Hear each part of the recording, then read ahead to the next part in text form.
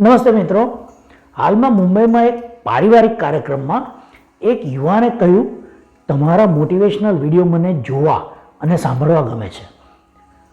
એણે જણાવ્યું, હું જીવનમાં કંઈક અલગ કરવા માંગુ છું, જે મને ગમતું તો હોય પણ તે સાથે તે મને યોગ્ય કમાણી પણ કરાવે. કોઈક સ્ટાર્ટઅપ જેવું કંઈ હું શરૂ કરવા માંગુ છું, જે આજકાલ ખૂબ ઝડપથી બની રહ્યા છે.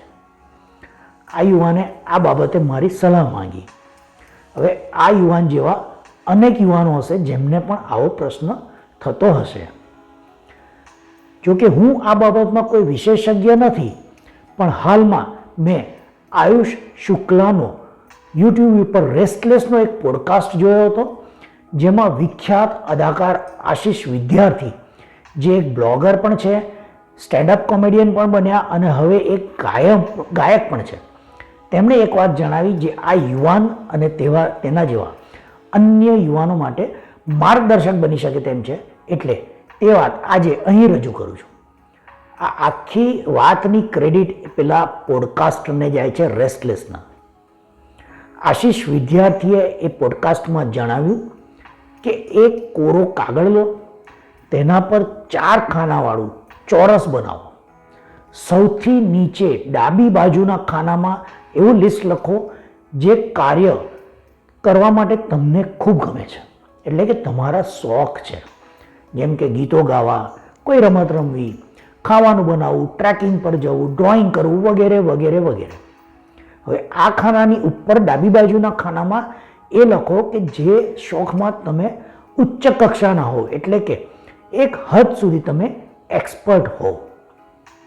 એ ખાનાની બાજુમાં જમણી બાજુના ઉપરના ખાનામાં એવું લિસ્ટ બનાવો જે દુનિયાના લોકોને ગમે છે.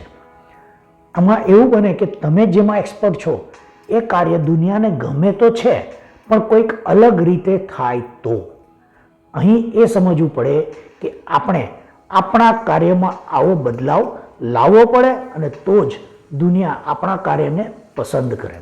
હવે સૌથી નીચેના જમણા ખાનામાં એમણે જણાવ્યું એવું લિસ્ટ બનાવો કે જેના માટે દુનિયાના લોકો પૈસા ખર્ચવા પણ તૈયાર છે.